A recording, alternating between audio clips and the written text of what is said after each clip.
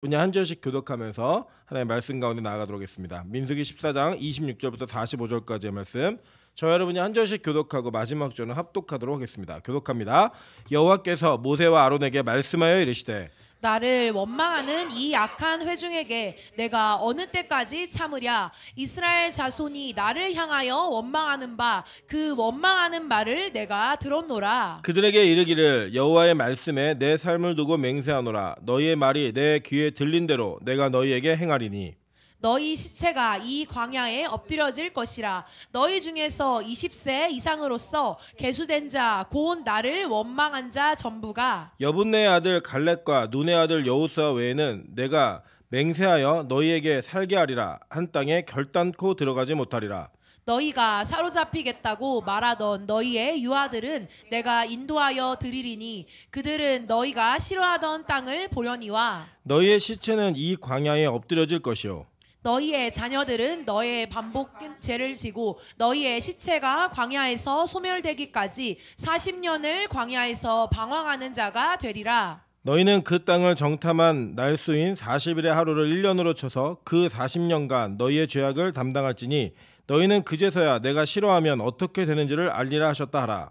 나 여호와가 말하였거니와 모여 나를 거역하는 이 악한 온 회중에게 내가 반드시 이같이 행하리니 그들이 이 광야에서 소멸되어 거기서 죽으리라. 모세의 보냄을 받고 땅을 정탐하고 돌아와서 그 땅을 악평하여 온 회중이 모세를 원망하게 한 사람 곧 그 땅에 대하여 악평한 자들은 여호와 앞에서 재앙으로 죽었고 그 땅을 정탐하러 갔던 사람들 중에서 오직 눈의 아들 여호수아와 여분네 아들 갈렙은 생존하니라. 모세가 이 말로 이스라엘 모든 자손에게 알림해 백성이 크게 슬퍼하여 아침에 일찍 일어나 산 꼭대기로 올라가며 이르되 보소서 우리가 여기 있나이다.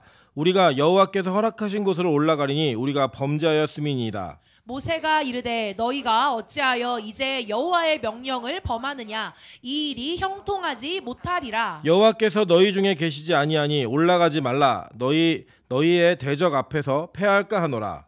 아멜렉인과 가나안인이 너희 앞에 있으니 너희가 그 칼에 망하리라. 너희가 여호와를 배반하였으니 여호와께서 너희와 함께하지 아니하시리라 하나. 그들이 그래도 산 꼭대기로 올라갔고 여호와의 언약궤와 모세는 진영을 떠나지 아니하였더라. 합독합니다. 아말렉인과 산간지대에 거주하는 가나안인이 내려와 그들을 무찌르고 호르마까지 이르렀더라. 아멘. 네, 우리 주변에 있는 분들에게 이렇게 한번 인사하도록 하겠습니다. 당신 때문에 웃게 되었습니다. 네, 네, 웃으셔야죠. 그 무표정으로 그렇게 얘기하시면 거짓말 아닙니까? 우리 앞뒤로도 인사하시면서 저 멀리도 좀 인사하시면서 당신의 얼굴을 보니 웃음이 납니다. 네, 미소와 함께 이렇게 인사하셨으면 좋겠습니다. 네, 우리 교회가 서로 만날 때마다 기쁨이 있고 웃음이 있는 그런 교회 되기를 소망합니다. 특별히 예배 가운데 하나님을 경험함으로 말미암아 우리의 영혼의 기쁨이 있는 그런 은혜를 오늘 함께 누리시기를 주님으로 축원합니다. 네, 오늘 민수기 14장 26절부터 45절까지 말씀을 가지고 뒷북치면 망한다라는 제목으로 하나님 말씀 증거하도록 하겠습니다. 이 민수기 14장에 있는 사건은 아마도 이스라엘의 역사 속에서 가장 안타까운 사건이 아닐까라고 여겨지는 그런 몇몇 사건 가운데 대표적으로 손꼽을 수 있을 만한 너무나 안타까운 사건입니다. 이 사건의 전말을 여러분 다 아시겠지만 실제적으로 좀 정리해보면 조금 더 실감나실 거라고 생각을 합니다. 사실 이스라엘 백성들이 약 2년 전에, 지금으로부터 약 2년 전에 출애굽을 당했습니다. 그들이 이 평생토록 태어나서 노예로 살았던 시간에 전반의 인생의 2년을 하나님께서 자유함을 허락해 주신 그 자유함을 누리면서 살았던 자유의 인생을 살게 된 거예요. 근데 여러분 되게 아이러니한 게 뭐냐면 그들의 영혼과 육체는 자유하게 되었는데 환경은 더 자유하지 못했다라는 거예요.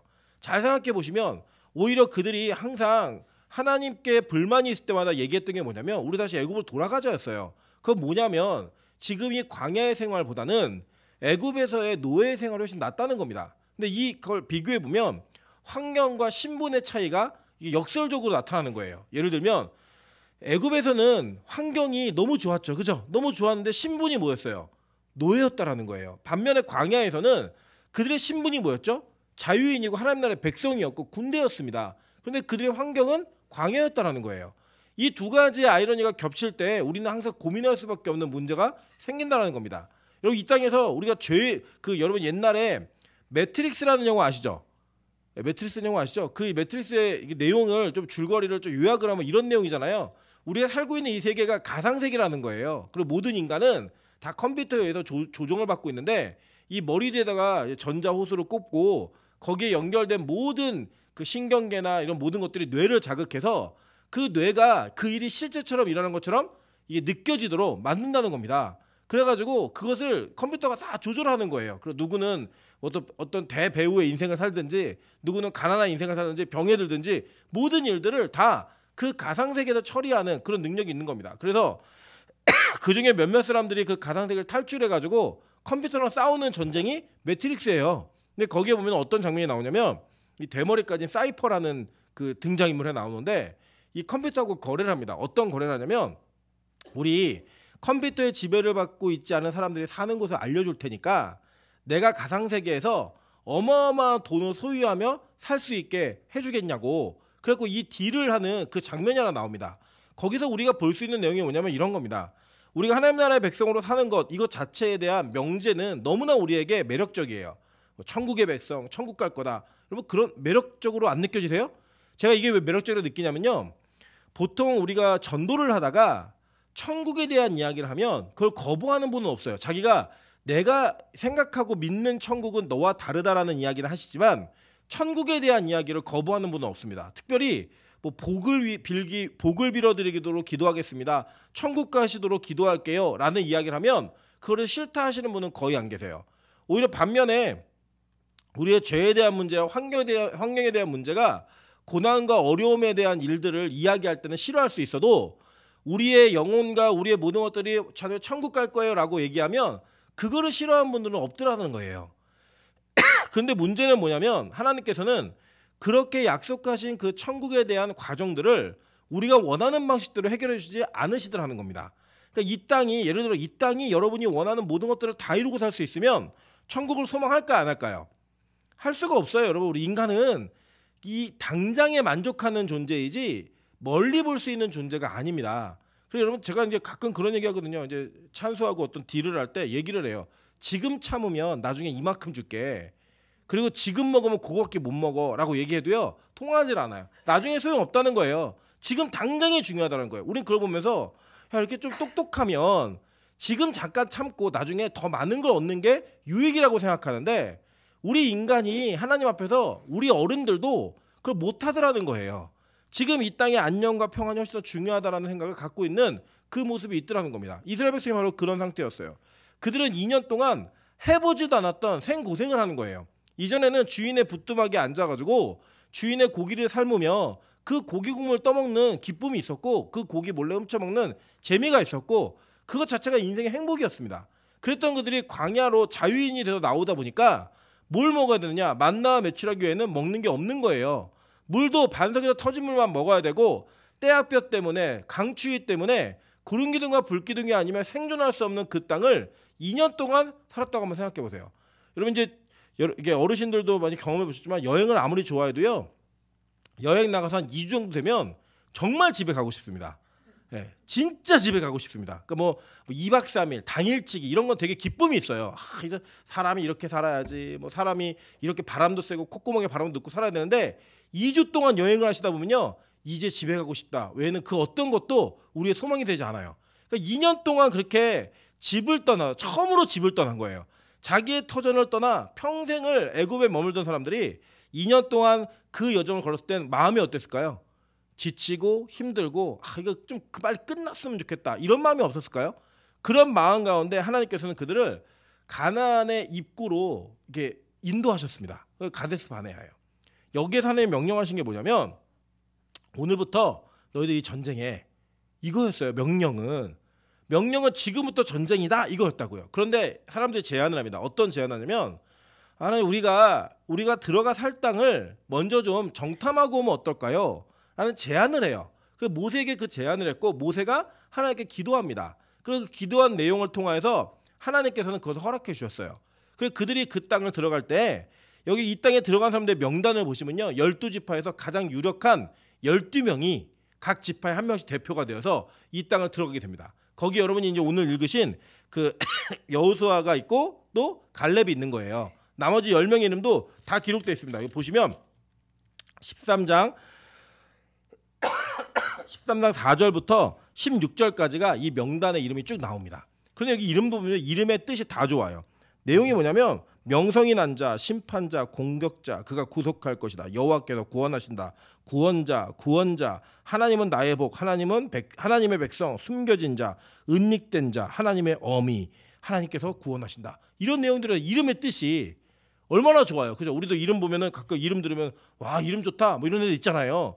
그런 것처럼 이름이 너무나 좋은 이름이었고 이 구약 시대에는 그 이름 자체가 그들의 신문과 믿음의 여정을 증명하는 내용이었기 때문에 아마도 12지파에서 그래도 어떤 일이 있으면 제일 믿을만하고 믿음 있다라고 여겨지는 자들이 선택되었을 거예요. 그 사람들이 모여가지고 40일 동안 정탐을 하고 옵니다. 여러분 제가 몇 번 보여드린 적 있지만 이 이스라엘에 가면 지금도 관광청의 심볼 마크가 뭐냐면 사람 두 사람이 어깨에다가 포도송이를 메고 다니는 게 관광청 그 마크예요. 그 뭐냐면 이 정탐하다라는 단어는 그냥 우리가 생각하지 막 스파이처럼 막 빰빰빠밤 이렇게 하는 게 아니라 그냥 관광하고 온 거예요. 구경하라고. 하나님께 뭐냐면 예고편. 야, 너희들 들어갈 땅이 얼마나 좋은지 구경하고 와서 얼마나 좋은지 얘기해. 이거였다고요. 그렇게 들어갔던 그들이 돌아와서 뭘 했는가? 그들이 그 땅의 아름다움을 이야기합니다. 아름다움을 다 얘기해놓고 맨 마지막에 덧붙인 게 뭐냐면 그들의 해석이에요. 코멘트예요. 이게 되게 무서운 거예요. 우리 이 땅을 살면서 우리는 같은 걸 봅니다. 같은 내용을 보고 같은 사건을 보게 돼 있어요. 그러면 그 같은 사건 속에 왜 다른 행동과 다른 입장을 갖게 되는가? 그거는 어떤 차이냐면 사실이 틀린 게 아니거든요.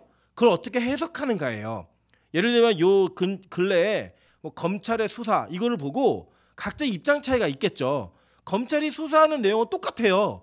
하는 행위는 다르게 평가되지 않아요. 그런데 그 내용을 해석하는 게 잘못됐다는 거예요. 어떤 이들은 그래 어떻게든 수사해서 잡아 넣어라 라고 얘기하는 사람들이 있는 반면에 어떤 사람들은 그 수사 자체가 불합리하다라고 해석을 하는 겁니다. 그러니까 이 땅을 살면서 우리가 어떠한 생각과 마음을 갖고 결정을 내리는가는 사건을 해석하는 것에 딸려 있는 거예요. 마찬가지입니다. 하나님 나라의 백성들이 이 땅을 살아가면서 하나님께서 우리에게 주시는 사건은 다 동일해요. 여러분 다른 세상 살고 있는 거 아니잖아요. 그죠? 같은 세상을 살면서 같은 한국에 있는데 이 대한민국이라는 땅에 같은 시기에 예배드리고 있는 우리의 왜 마음이 다 갈라지고 다르게 되는가? 딱 한 가지예요. 사건과 상황에 대한 해석을 어떻게 하는가? 이게 중요한 거예요. 그래서 이 정탐꾼들은 10명의 정탐꾼들은 이 땅이 우리를 삼킬 땅이라고 이야기했습니다. 왜요? 그들은 아직도 생각이 노예였어요. 그들은 아직도 생각이 주인을 섬겨야지만 평안이 있는 자들이었다는 거예요. 실제로 남북전쟁의 그 후의 기록을 보면 이게 북군이 이겼거든요. 그래갖고 이제 남쪽에 있는 모카 농장에 있는 모든 그 흑인들이 다 해방되었습니다. 해방되었는데요. 이 해방되어진 흑인들이 나가가지고 자유인을 살려고 하니까 너무 불편한 거예요. 왜 불편한가? 한 번도 자유인으로 살아본 적이 없는 거예요.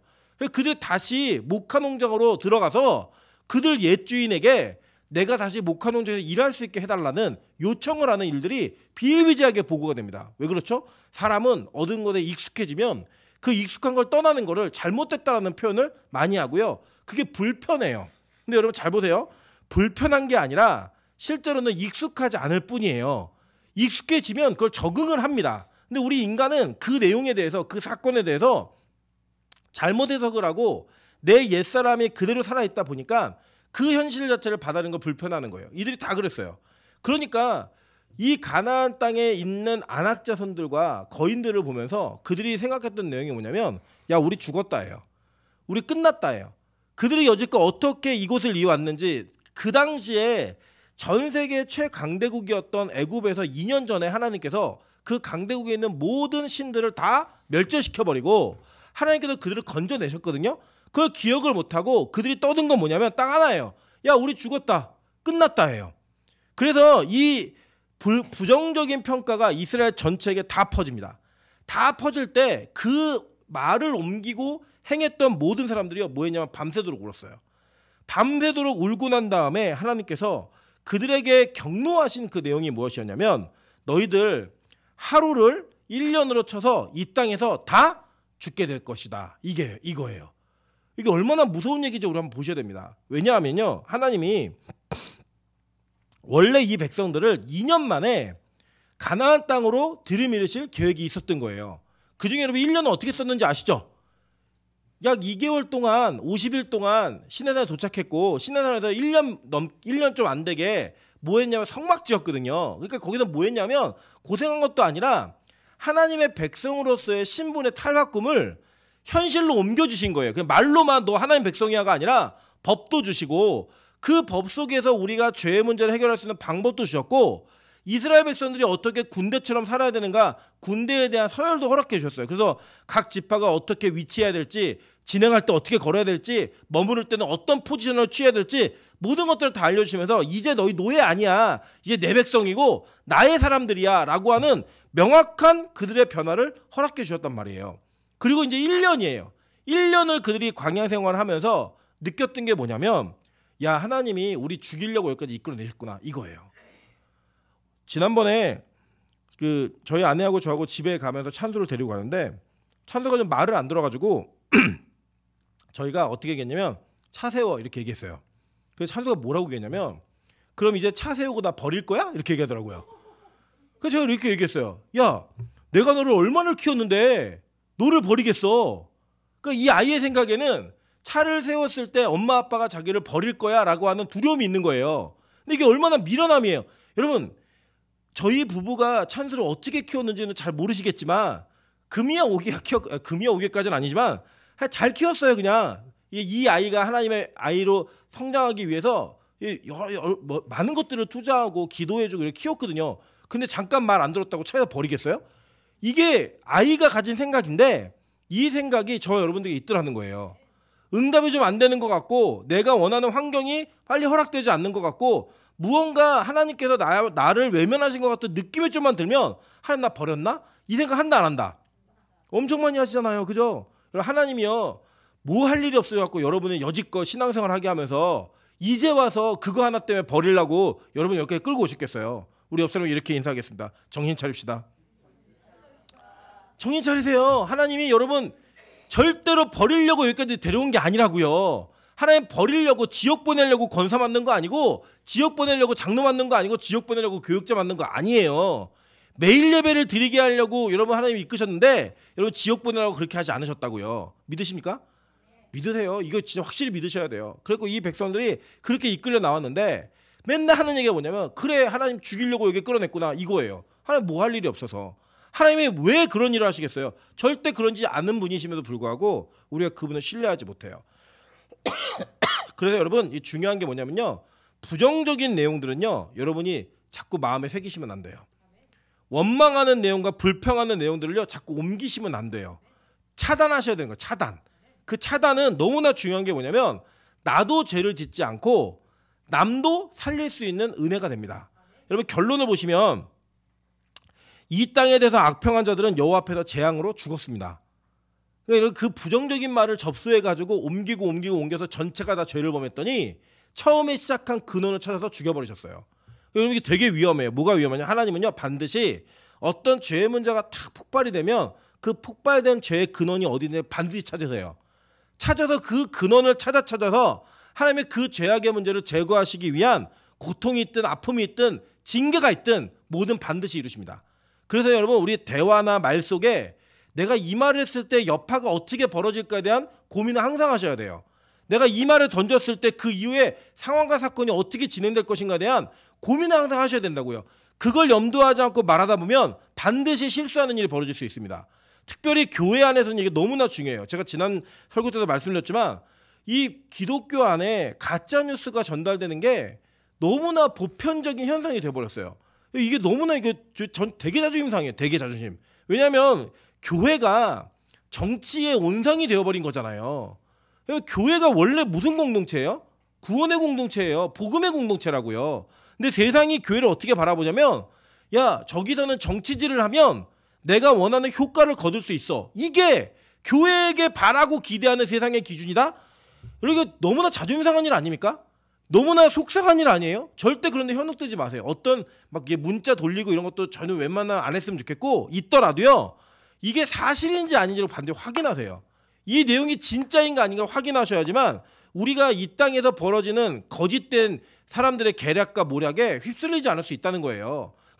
제가 보면 정상적인 판단만 해도 이게 거짓말인 걸 알거든요. 분명히 이게 불가능한 일이라는 걸 알아요. 그럼에도 불구하고 뭐 흥분해가지고 옮기기 바쁘더라는 거예요. 교회는. 특별히 이제 우리 교회는 그래도 연로하신 분들이 많이 안 계셔. 그런데 연로하신 분들이 저도 예전에 사역하던 교회 장로님께서 일주일에 4번 정도는 그 태극기 집회에서 떠도는 말들을 이렇게 보내세요. 근데 제가 읽어보면 다 거짓말이에요. 거짓말. 여러분 뭐 누가 빨갱이다, 뭐 공산화 된다. 벌써 이 나라에 그분들이 얘기하는 종북 좌파 정권이 15년을 통치를 했습니다. 그 빨갱이 나라가 됐어야죠. 벌써 뭐라도 변했어야죠. 그런 일 없어요. 제발 그런 것에 현혹되면 안 된다는 거예요. 마찬가지입니다. 교회가 어떤 일을 진행하고 우리가 무엇을 할 때 어려움이 생기고 위기다라고 생각되면 여러분 뭐 하셔야 돼요? 기도하셔야 돼요. 하나님께 붙들고 매달리는 기도가 있어야지 그때부터 어머 어떻게 그러면서 전화하고 소문을 내고 하는 일들은 절대로 우리가 해서는 안 되는 내용이라는 거예요. 왜요? 그래 망했어요. 그래서 이 망한 백성들을 그렇게 망했다는 겁니다. 여러분 근데 보면요. 그때서야 이 사람들이 어떠한 재앙이었는지 알게 되는 거예요. 원래 이전까지는 어떤 행태였냐면 이런 거였습니다. 이스라엘 백성들이 믿음의 성숙의 단계에 이르기 전까지, 그러니까 시내산에서 하나님의 백성이 완벽하게 이루어지기 전까지는요. 이들이 원망하고 불평하면 하나님이 그걸 다 이루어주셨어요. 고기 없어요. 고기 주고요. 먹을 거 없어요. 먹을 거 주고, 물 없어요. 물 주고, 그 하나님께서 원하는 걸 다 해줬다고요. 그런데 이제 시내산 이후로부터는 하나님 그렇게 하지 않으셨다고요. 이젠 더 이상 너희는 노예가 아니야. 너희들은 하나님 나라의 백성이야. 이게 하나님께서 그들에게 주신 실제적 명분이었어요. 그래서 그때부터는요. 하나님께서 그들을 대하시는 방식이 완전 달라요. 이젠 너희들 군대고 너희들 하나님 나라의 백성이기 때문에 예전과 같은 방법이면 안 돼. 이거였다고요. 그런데 여기 보면요. 이 사람들이 왜 울었을까요? 왜 원망했을까요? 이번에도 원망하면 될 줄 알았던 거예요. 이번에도 또 원망하면 내가 원하는 것을 들어줄 줄 알았던 거예요. 하나님께서. 여러분 제가 얘기 들었잖아요. 저희 아이가 6살 때 5살짜리 애를 앉혀놓고 이렇게 얘기했다니까요. 형이 뭐든지 얻어낼 수 있는 비법을 알려줄게. 울고 뗐으면 다 돼. 이렇게 얘기를 했어요. 6살이 5살한테. 왜 그랬을까요? 그건요. 철저하게 부모의 잘못이에요. 이 아이는 울고 뗐으면 그것이 이루어진다는 확신이 학습된 거예요. 학습이 되니까 6살이 5살에게 비법을 알려주는데 울고 뗐으면 다 된다는 거예요. 여러분 이 얘기를 예를 들어서 지금 김민전 집사가 최혜영 집사에게 언니가 비법 알려줄게. 집에 가서 울고 뗐으면 다 돼. 이렇게 얘기하면 승순이 선생님 뭐라 그러실까요? 이것들이 그러면서 머리채를 잡으시겠죠? 나이가 몇 살인데 울고 뗐으면 다 돼요. 그거는 아주 어렸을 적에 아기 때만 통하는 방법이지 이제는 그게 안 되는 거예요. 그래서 제가 얘기했어요. 사실 이제 울고 뗐쓴다고 다 되는 게 아니야. 너는 이제 그럴 나이가 지났어. 요새 저희 아이를 훈육하는 방식의 명제가 뭐냐면 너 내년에 초등학교 가 이거예요. 초등학생은 그러면 안 돼. 초등학생은 이럴 수 없어. 이 얘기하면요. 이 아이가 이게 불만스럽지만 받아들이려고 노력을 해요. 아까도 졸렸다고 안 하라는 거예요. 그래서 제가 엘리베이터까지 안고 와서 이제부터 걸어올 안 된대요. 그래서 제가 이랬어요. 초등학교 갈 사람이 이러면 안 돼. 사람들이 너를 보면 야 초등학교 갈 아이가 아빠한테 업혀가네? 안겨가네? 이러면 되게 창피한 거야. 그럴 때 걸어오면서 졸렸단 말이야! 그러면서 걸어와요. 네. 그래서 결국 자요. 다시 자고 있지만 울고 떼쓴다고 다 되는 게 아닌데 이 백성들은 나쁜 습관이 된 거예요. 여러분 빛과 소금 교회가 하나님의 믿음의 도약이 이루어졌다고 믿으십니까? 이제는 예전과 같은 방법으로 안 되는 거예요.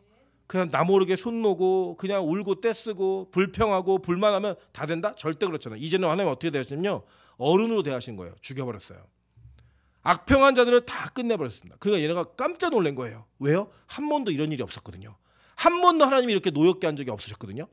너무 놀라니까요. 그 사람들이 하나님이 1년을 하루를 1년으로 쳐서 40년을 광야 생활해야 돼? 끔찍한 거예요. 왜요? 2년도 힘들었는데 40년을 보내야 된다는 생각하니까 얼마나 끔찍하겠어요. 여러분 한번 생각해 보세요. 다시 군대 가야 된다. 우리 남자도 좋아요? 용성이 다시 군대 가야 된다. 기분 나쁘게 군대 생활 편하게 했구나. 전방으로 2년을 더 가야 된다? 군대 밥이 맛있었다며. 저는요 공익을 했는데 울었어요. 꿈에.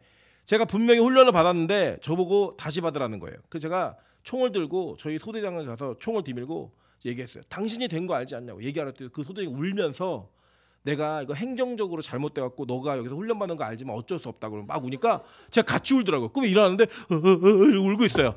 공익인데 너무 힘들어요. 다시 못 가겠는 거예요. 진짜로. 여러분 그것처럼 이 백성들이 지금 다시 못 가겠다는 생각이 들어서 뭘 하느냐. 그때부터 전쟁 준비를 합니다. 이게 얼마나 미련한 일인지 보여드릴게요. 하나님께서는요. 우리 인간의 삶을 하나님이 디자인해 놓으셨어요. 여러분의 인생 전체를. 여러분 그게 얼마나 감사한 일인지 여러분 아십니까? 우리보다 나를 더 잘 아신 하나님께서 우리보다 나를 더 사랑하신 하나님께서 여러분의 인생의 모든 일들을 다 계획해 놓으셨다는 거예요. 근데 그 계획이 내가 원하고 내가 이루고자 하는 대로 이루어지진 않아요. 여러분 그 우리 여기 권사님들 또 우리 청년 다 있지만 어렸을 때 꿈대로 되신 분. 여러분 나는 몇 살에 결혼할 거야. 뭐 나는 몇 살에 가정을 이루고 나는 뭘 해야 뭐가 될 거야. 여러분 계획대로 다 되셨어요? 저는 됐어요. 저는 목사가 되고 싶었는데 목사가 됐거든요. 그거 외에는 다 안 됐어요. 저는 더 예쁜 여자랑 결혼하고 싶었거든요. 근데 안 되더라고요. 웃으세요. 안 웃으시면 집에 못 들어가요. 웃으시라고 한 얘기 웃으시라고. 우리 인생에 우리가 원하는 걸음대로 다 되지 않더라는 거예요. 그런데 중요한 건 뭐냐면 돌아보고 나면 하나님이 이런 계획이 이런 과정이 나에게 필요했기 때문에 주셨구나라고 하는 감사의 고백이 있는 흔적들만 있어요. 때로는 맞은 것까지도 심지어는 철저하게 고난의 길을 겪었던 것까지도 이래서 하나님이 나를 이렇게 하셨구나. 근데 놀라운 사실은 이거를 지금 얘기는 못한다는 거예요. 고난 중에는 얘기하기 힘들어요. 고난 받을 때는 이게 고백이 잘 안 돼요. 고난이 끝나고 나서 그 고난 뒤에 얻어지는 결과를 통해 그 얘기를 할 수밖에 없다는 거예요. 하나님은 이스라엘 백성들의 인생 전체를 계획해 놓으셨고 그 계획 속에 이 사건을 두셨을까요? 안 두셨을까요? 두셨죠. 40년이 반드시 필요했을까요? 안 필요했을까요? 필요했죠. 그 필요한 모든 상황들을 하나님이 허락하셔서 그 계획을 하신 거예요. 그래서 이 이스라엘 백성들에게는 분명한 기회가 있었지만 그 기회는 적절한 타이밍이 아니었어요. 왜요? 그것은 놓치도록 하나님이 계획해 놓으셨기 때문에. 그런데 그것을 받아들이는 게 너무 힘든 거예요. 왜요? 40년을 고생해야 된다니까. 물론 여기 이제 이 40년에는 2년이 빠져요. 여지껏 고생 2년 빼주시고 38년이에요. 앞으로. 그 38년이 너무나 괴롭고 힘드니까 그거를 하기가 싫은 거예요. 그래서 이들이 하는 행동이 뭐냐면 하나님 우리가 다시 전쟁할게요. 이거예요. 하나님 우리가 다시 전쟁을 해볼게요. 그러면서 의기투합합니다. 그럼 우리는 이 땅에서 이런 걸 긍정적으로 봐야 되잖아요. 그럼 잘 생각해 보세요. 어떤 공동체가 원래 원하고자 하는 목표를 실패했어요. 분열이 일어나가지고 못 갔어요. 그런데 그 분열을 못 간 것 때문에 처참한 결과의 예상이 되어져요. 너희들 이렇게 될 거야. 근데 이게 안 좋은 결과야 라는 결과가 주어지니까 다시 그 남은 사람들이 의기투합을 해가지고 그 일을 다시 이루어내는 그런 스토리는 우리 영화나 드라마에서 굉장히 우리에게 도전을 주고 좋은 스토리잖아요. 근데 하나님 나라에서는 그게 아니에요. 하나님 나라에서는 우리에게 정하신 하나님의 뜻이 있다라는 거예요. 그거를 받아들이는 게 그리스도인이고 그걸 받아들이는 게 하나님 나라의 백성인 겁니다. 여러분 너무 중요한 게 뭐냐면 이 땅에서 우리 한국의 기독교는 기도를 잘못 배웠어요. 어떻게 잘못 배웠냐면 울고 뗐으면 된다라고 배운 거예요. 하나님 막 기도 열심히 하고 10시간씩 13시간씩 기도하면 그 기도를 통해 무언가 이루어집니다 라는 거를 그렇게 배웠어요. 왜냐? 우리 이 한국에는 이 샤머니즘적 요소가 한국교에 되게 많이 들어와 있거든요. 비나이다 열심히 지성이면 감천이다 해가지고 열심히 빌고 막 108배를 하고 이렇게 열심히 지성과 감천을 드리면 어떤 일이 벌어진다? 하늘이 감동해가지고 그리 이루어진다라고 기도를 배운 거예요. 그래서 기도의 양을 늘리고 기도의 시간을 늘리고 기도를 계속 반복적으로 동일한 걸 구하면서 울고 뗐으면 된다? 아니에요. 여러분 기도는요 하나님과의 대화의 시간이에요. 하나님 나라가 이 땅에 이루어지는 것을 기도하는 게 기도라고. 주기도문 배우셨죠? 주기도문 내용에 우리를 위한 기도가 뭐가 있어요? 없어요. 하나님 나라가 중심이고요. 그 나라가 우리에게 어떻게 이루어지는가 이걸 고대하는 게 기도였다고요. 그래서 기도는 우리 자신이 기도를 하면서 하나님의 뜻에 맞추어지는 게 기도인 겁니다. 기도를 진짜 잘 배우면요 오히려 기도는 말하는 시간이 아니라 하나님의 음성을 듣는 시간이에요. 그 음성을 들음으로 말미암아 내 인생의 걸음이 나에게 주어진 하나님께서 이 땅에서 역할이 무엇인지를 알고 그것을 잘 감당하며 나를 통해 그 하나님의 뜻이 이루어지는 것을 소망하는 게 기도라고요. 그래도 그 기도의 내용은 여러 가지 다양할 수 있지만 분명한 것은 하나님의 뜻이 무엇인가를 아는 게 먼저예요. 여러분 제가 예전에 청년부 사역을 할 때 담임 목사님이 저희 청년부에서 설교를 하시다가 결혼 문제를 갖고 막 이게 그 교회가 굉장히 관심이 많았거든요. 근데 이렇게 얘기하시더라고요. 먼저 내가 결혼이 하나님께 허락받은 사람인지를 기도하라는 거예요. 저는 그 얘기 듣고 되게 충격이었어요. 왜 충격이었냐면 그 전까지는 제가 청년들에게 좋은 남자 좋은 여자를 만나기 위해 기도해라 라고 얘기했거든요. 배우자를 위해서. 그런데 그 목사님이 담임 목사님께서 가르치신 첫 번째는 뭐였냐면 내가 결혼이 허락된 인생인가를 하나님께 먼저 기도하라는 거예요. 그리고 그게 너무나 중요하잖아요. 왜 그러냐면 그게 만약에 허락이 안 됐으면 기도할 필요가 있다 없다? 없는 거예요. 평생 혼자 살기로 작정되어진 사람은 하나님 어떤 남자를 만나기 위해 기도할 필요가 있다 없다? 없죠. 여러분 제가 어떤 치마를 입을까 고민할 필요가 있어요 없어요? 없죠. 제 인생에 치마는 없어요. 제 인생에. 저는 남자이기 때문에. 그런데 우리는 그것을 먼저 하나님의 뜻을 묻지 않고 내가 원하는 것을 기도하더라는 거예요. 지금 이 백성들은요. 하나님의 뜻이 이렇게 이루어져야지만 된다라고 하는 그 뜻 가운데 어떤 누구도 하나님의 뜻을 발견하지 못했어요. 여기 제일 억울한 사람이 누구였을까요? 이 전체 60만 명 중에 제일 억울한 사람. 모세? 전 아니라고 생각해요. 여호수아 갈렙이에요. 여호수아 갈렙은 정탐을 하고 왔어요. 같이. 그리고 12명 중에 10명은 그 땅을 악평했지만 이 2명은 뭐라고 얘기했냐면 우리가 여호와의 힘을 힘입어 싸우면 이긴다예요. 믿음으로 선포를 했는데 그 믿음의 선포의 말이 전달되지가 않았어요. 선한 영향력이 그 전달되지 않고 그 2명은 처음부터 끝까지 하나님 편에 서 있었다고요. 그럼에도 불구하고 너희들 40년 동안 돌아라고 얘기할 때 거기에 누가 들어가 있어요? 여호수아하고 갈렙이 들어가 있는 거예요. 그럼 누가 제일 억울했을 것 같아요? 누가 제일 억울했을 것 같아요? 여호수아하고 갈렙이 제일 억울했죠. 나는 안 그랬는데 우리 같았으면 어떻게 했을 것 같아요? 여러분 전체 중에서 만약에 우리 빛과 소금의 교회가 정탐하고 왔는데 여러분 한 분만 나만 하나님과 함께하면 우리가 이길 수 있습니다 라고 얘기했는데 여러분 다 불평해가지고 전체 교인이 앞으로 50년 동안 김밥만 먹어야 된다. 이렇게 여러분 판결이 나면 여러분 어떻게 했어요 마음이? 저는 왜요? 이게 안 했을까요? 하나님 나는 왜요? 나는 분명히 뷔페 얘기했거든요. 먹을 수 있다고. 이런 얼마나 억울하겠어요. 지금 여호수아 갈렙이 그렇게 억울한 상황인 거예요. 그럼에도 불구하고 그들은 이 말에 반항하지 않아요. 왠지 아세요? 하나님 뜻이 뭔지 알았기 때문이에요. 이 40년은 우리에게 필요한 시간이구나.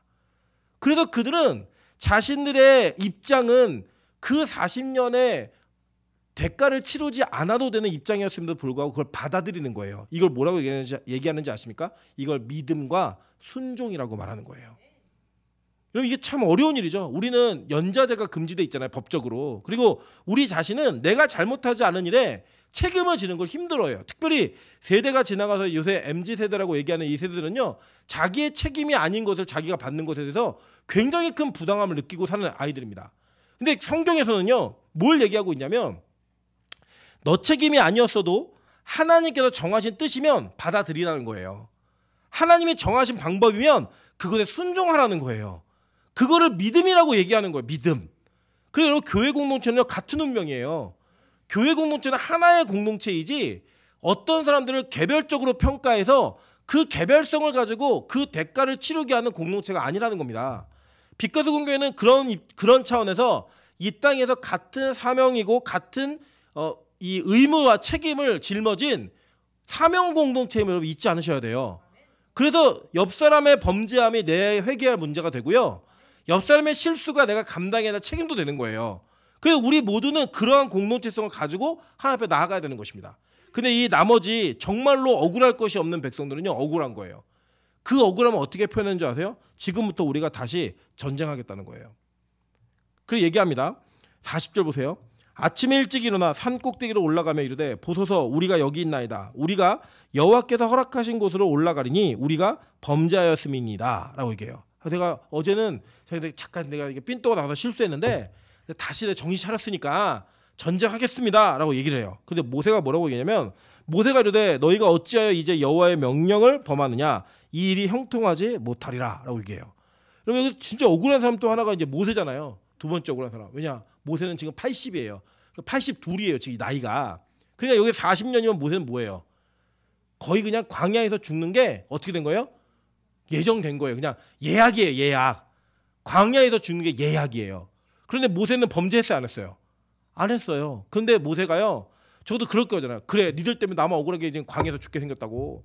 니들 올라가서 다시 하나님께 용서하고 회개하라고. 이렇게 독려하지 않고 뭐라고 했냐면 아니야. 하나님 뜻을 받아들여.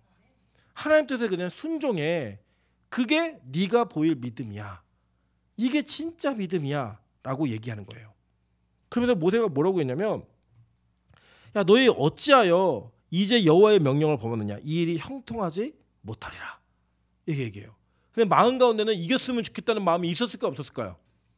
저는 제가 모세였으면 있었을 것 같아요. 하나님 좀 이겼으면 지금부터 다시 회개하고 제가 범죄했다고 고백하니까 한 번 좀 용서해 주셨으면. 근데요 모세, 여호수아, 갈렙은 알았어요. 지금 이들이 하는 모든 행동이 다 뒷북이라는 걸. 이들의 모든 행위가 하나님 보시기에 절대로 이루어질 수 없는 행위라는 걸 알고 있었어요. 그러니까요 거기에 동참하지 않아요. 거기에 절대 합류하지 않는 거예요. 잘 보세요. 42절에 보니까 여호와께서 너희 중에 계시지 아니하니 올라가지 말라. 너희의 대적 앞에서 패할까 하노라. 아말렉인과 가나안인이 너희 앞에 있으니 너희가 극한에 망하리라. 너희가 여호와를 배반하였으니 여호와께서 너희와 함께하지 아니하시리라 하나 그들이 그래도 산 꼭대기로 올라갔고 여호와의 언약궤와 모세는 진영을 떠나지 아니하였더라 라고 얘기해요. 여러분 그러니까 동참하지 않는 거예요. 함께하지 않는 거예요. 하나님 뜻이 아닌 일에 합류하지 않고 동행하지 않는다고 얘기한 거예요. 여러분 여기서 보면요 처음으로 이스라엘 백성이 언약궤를 떠나서 자신들의 마음대로 무언가를 합니다. 이스라엘 백성은 이제까지는 언약궤 따라다녔잖아요. 멈출 때는 가운데 놓고 갈 때는 맨 앞에 놓고 그 언약궤 중심으로 움직였던 그들이 하나님을 떠나가지고 자기 열심으로 무언가 이루어보겠다라고 노력하는 거예요. 이게 뭐예요? 타락이라고 얘기하는 거예요. 자기가 보기에 선한 것과 악한 것을 구분하는 그 행위가 이 이스라엘 백성에게 있었던 거예요. 지금 이들은 이 광야가 악이에요. 40년의 생활이 악이에요. 지금 선은 무엇인가? 지금 당장이라도 내가 열심을 내어서 가나안 땅에 들어가는 게 그들의 선이었어요. 그러니까 그들은 자신들이 눈에 보이는 악과 선을 구분하여서 자신들이 원하는 대로 행동하는 거예요. 근데 하나님의 선은 어디 있는 거예요? 하나님의 선은 그 밑에 머물러서 그들과 함께하지 않는 게 하나님의 선이에요. 그럼 원래 어떻게 됐어요? 멈춰 있어야 돼요. 가지 않아야 된다고요. 근데 가더라는 거예요. 여러분 우리가 인간적으로 어떤 마음들이 있냐면요. 때로는 하나님이 내가 하는 일을 좀 묵인해줬으면 좋겠다. 내가 하는 일을 좀 이렇게 눈 감아줬으면 좋겠다라는 꿈과 희망을 안고 내 열심과 내 노력으로 무언가 이루고자 하는 노력들이 있어요. 그 노력들은 하나님께서 철저하게 방해하고 부숴버리더라는 거예요. 막으시더라는 거예요. 여러분 그래왔잖아요. 여지껏. 여러분 여러분의 노력과 열심들였으면 지금 돈도 많이 벌었어야 되고 더 높은 위치에 갔어야 되고 그때 그 남자랑 그때 그 여자랑 시집가고 장가고 다 했어야죠. 그죠? 됐어요 안 됐어요? 안 됐어요. 네. 이게 민정사는 안 가길 잘했어요. 제가 누군지 알기 때문에 복이에요 복. 뭐 이렇게 웃어요 크게. 진짜 여러분 우리 인생에요 하나님이 막으시는 일이 있더라고요. 요것만 넘으면 될 것 같은데 요것만 하면 될 것 같은데 해가지고 내 열심으로 막 열심히 할 때 하나님 막으시는 일이 있어요. 근데 우리는요 항상 그 막음의 사인을 알고서도 뭐한다? 뒷북친다는 거예요. 아니라는 얘기 들었는데도 안 된다는 얘기 들었는데도 아이 그래도 한번 해볼게요. 그래서 뒷북을 치는 거예요. 뒷북은 뭐냐면 이미 지나간 일 이미 끝난 일을 다시 상기시키거나 부각시켜서 요란을 떠는 사람들을 뒷북친다라고 얘기합니다. 국어사전에 있는 이야기예요. 그 뒷북치는 인간이 누구였다? 나였다. 우리였다 해요. 진짜 기회를 주신 것은 하나님께서 이거 얼마나 중요한지에 대한 일들을 우리가 보이신 거예요. 제가 이게 여기서 끝나면요 우리 되게 슬퍼요. 왜냐하면 우리가 뒷북치다가 망한 인생 되니까. 근데 오늘 말씀이 뭐였죠? 제목이 뒷북치면 망한다인데 제가 이 설교 제목 뒤에다가 망하지 않는 법을 알려드릴게요. 비법입니다.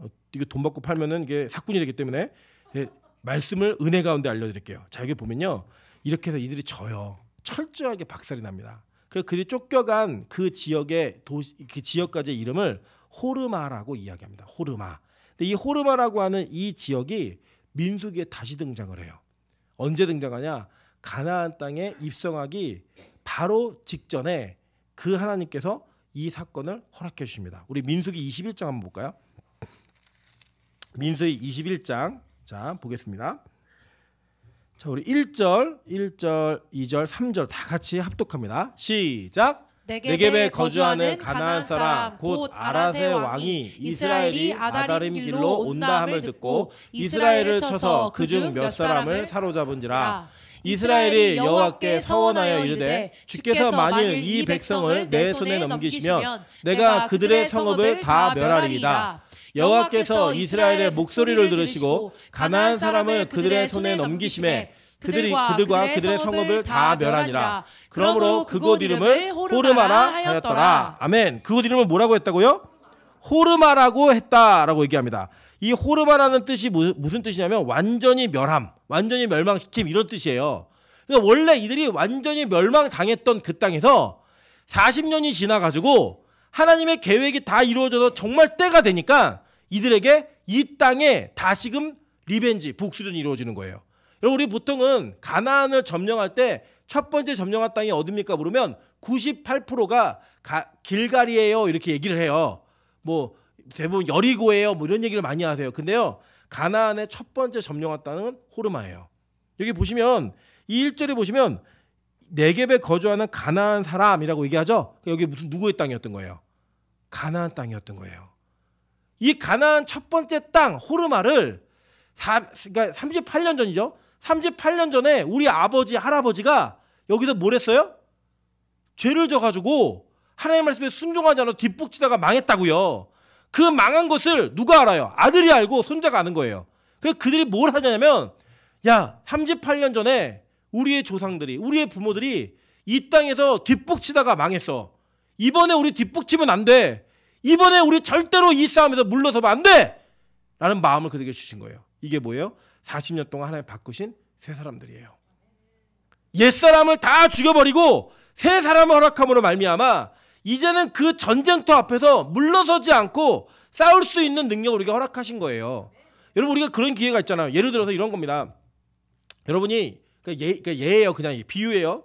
여러분, 예를 들어서 정말 큰 돼지, 황금돼지 꿈을 꾼 거예요. 그러면 황금돼지가 번호 6개를 말해주고 없어졌어요. 여러분, 그걸 기억했는데 로또를 못 샀어요. 그런데 놀랍게도 그 번호가 로또 당첨이 된 거예요. 난 못 샀는데, 번호 정확히 맞는데. 그래서 여러분, 억울해요, 안 억울해요? 너무 억울하겠죠. 40년 뒤에 똑같은 꿈을 꾼 거예요. 똑같이 이만한 금돼지가 나와가지고 번호 6개를 말해준 거예요. 사시겠어요? 안 사시겠어요? 무슨 일이 있어도 사야죠. 어떤 일이 있어도 사야죠. 아니에요? 여러분, 그런 생각 안 드세요? 이게 비유지만 오늘 이 이스라엘 백성들이 처한 그 상황이라는 거예요.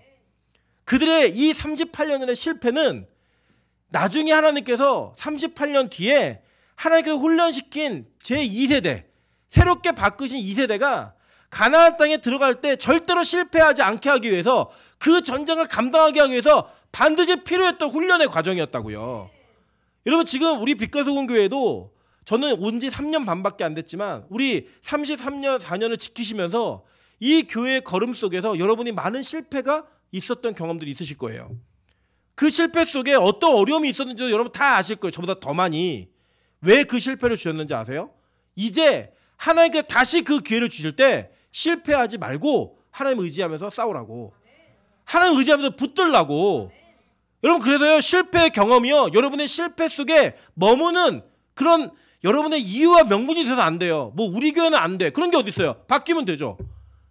나는 안 돼. 우리 가정은 안 돼. 우리 아빠는 안 돼. 우리 엄마는 안 돼. 그런 게 어디 있어요? 여러분 다 그렇게 얘기할 거예요. 우리 집은요, 제가 평생을 살아봐서 알아요. 우리 교회는요, 제가 계속 지켜봐서 알아요. 우리 개인은, 저는요, 제가 살아봤는데 안 돼요. 저는. 그게 어디 있어요? 하나님이 일하시면 하시는 거죠. 여러분, 실패의 경험이요, 여러분을 좌절시키고 낭망시키는 게 아니에요. 그 실패를 통하여 다음에 기회가 왔을 때 뒷북치지 말고 그 기회 붙들라고. 내가 예전에 기도하지 않아서 실패했던 시간이 있으면 이제는 그 기도를 채워서 실패하지 않게 하시려고. 예배를 경홀히 여기고 예배를 실패해서 망했던 경험이 있으면 다시는 그 실패하지 말라고 하나님 우리에게 기회를 주실 때 그 기회 붙들어야죠. 여러분, 그래서요, 한국교회가 지금 실패하고 있는 상황을요, 잘 지켜보셔야 됩니다. 여러분, 이 내용을요, 그냥 안타깝게만 보지 마시고 왜 이렇게 실패가 되었는지를 분석하셔야 돼요. 그리고 왜 이렇게 실패의 경험을 우리에게 보이시는지를 붙들어야 되는 거예요. 여러분 지금 한국 기독교가 정말 수치와 모욕의 때를 지나고 있습니다. 오늘도 저희 아내가 자기네 학교의 그 기독 교수회에서 준비한 자료들을 보여줬는데 내용이 뭐냐면 주일학교가 어렵다가 아니고요. 주일학교가 초토화돼서 망했다예요. 한국교회 주일학교가 초토화돼서 망했습니다. 이 서류의 보고서가 이제 나눴나 봐요. 기도 제목을 나누면서 교수님들께서 같이. 저는 그걸 보면서 참 이게 숙제를 받은 것 같은 느낌이 있었어요. 사실은 이 기도의 제목을 교회가 더 붙들고 해야 되는 거거든요. 근데 대학교의 교수님들이 같이 모여서 나누면서 그 기도를 하고 있더라는 거예요. 원래 누가 해야 되는 건데? 우리가 해야 되는 건데. 여러분 지금 빛과 소금 교회 주일학교 아이들 하나님께서 지난번에 제가 너무 감사했던 건 우리 리나 누가 제주도에서 올라오니까 약 10명의 아이들이 여기서 율동하고 춤을 추고 이렇게 있더라고요. 제가 그걸 보면서 야 너희가 우리의 자산이고 너희가 우리의 재산이구나. 제가 이 아이들을 보면서 다시 한번 느낀 게 뭐냐면 하나님 이 아이들에게 우리가 기도와 물질과 우리의 생각과 시간을 아끼지 않고 쏟겠으니 하나님 이 아이들이 다시 이 땅에 소망이 될 수 있게 도와주십시오. 여러분 아시잖아요. 우리 빛과 소금은 40대 50대가 비었어요. 그리고 20대 중반의 청년들부터 중학교 아이들까지가 비어 있어요. 그게 우리 교회가 어떻게 보면 고난의 시기를 겪어야 되는 그 시기가 예정되어 있는지도 몰라요. 왜 이 실패가 있었는지 전 지금부터 고민할 거예요. 그리고 여쭤볼 거예요. 왜 우리가 그 세대가 없게 되었는지, 왜 이 세대가 비게 되었는지. 여러분 이게 당연한 결과죠. 40대 50대가 없으니까 중도문부터 고등부 그 청년들 나이 어린 청년들이 없어지는 게 당연한 거죠. 그 나이대가 부모 세대니까. 우리 교회가 이거 고민해야 돼요. 왜 실패했는가? 왜 그들을 잃어버렸는가? 그리고요. 진짜 하나님이 우리 교회에 기회를 주신다면 그게 놓치면 안 돼요. 그게 잡으셔야 돼요. 그래야 한국 교회가 살아나는 그 첫 번째 출발을 빛과 소금에 출발할 수 있어요. 여러분 개인적인 여러분의 기도 생활 가운데 신앙생활 가운데 실패한 경험들이 있으시잖아요. 그래서 뒷북치지 마시고 하나님의 때를 기다리세요.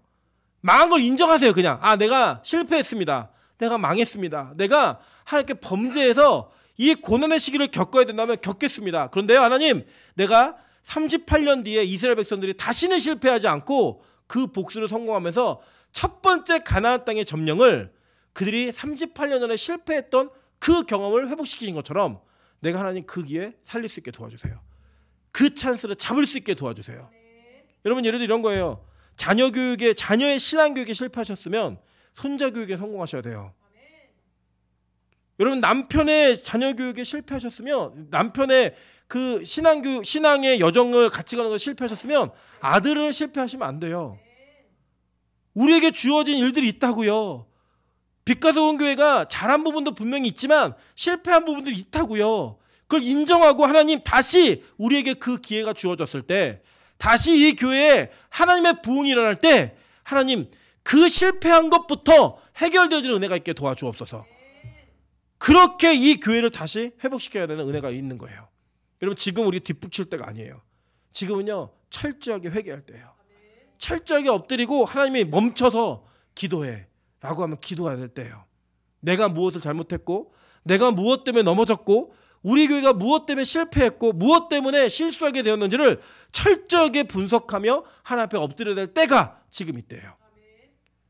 저는 왜 하나님이 이 말씀을 전하라고 하시는지 잘 모르겠지만 제가 이 말씀을 전하면서 제 안에 이거 하나님 주신 말씀이다라는 확신이 들었어요. 왜냐하면 저는 오늘 이 말씀을 전하려고 생각했던 게 아니었거든요. 하나님이 이 말씀을 우리에게 주신 이유가 저 분명히 있다고 봅니다. 여러분 저는 여러분의 각자의 신앙생활의 실패가 무엇인지 잘 몰라요. 하나님은 다 아시겠죠. 그래서 여러분은 저보다 여러분 자신을 더 잘 아실 거예요.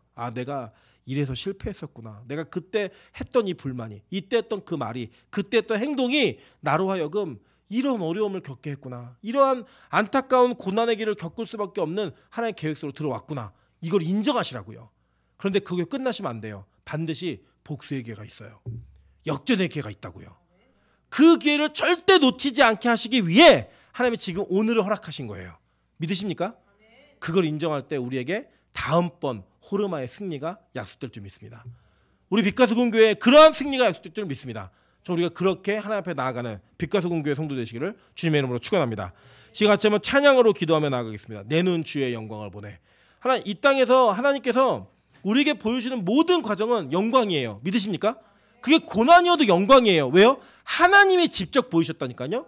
여러분, 여러분의 개인의 인생을 하나님이 직접 이끄셨고 빛과 소금교회 하나님이 직접 이끄셨어요. 그 영광이에요. 그 영광을 보면서 전진하며 걸어가셔야 됩니다. 하나님, 내가 왜 이 자리까지 인도함을 받았는지, 앞으로 어떻게 인도함을 받을 건지 주의 영광을 보며 걸을 수 있게 도와주옵소서. 그렇게 영광의 길을 걷다가 반드시 역전의 승리를 맛보는 우리 빛과 소금교회 될 수 있도록 기도하는 마음으로 찬양하도록 하겠습니다.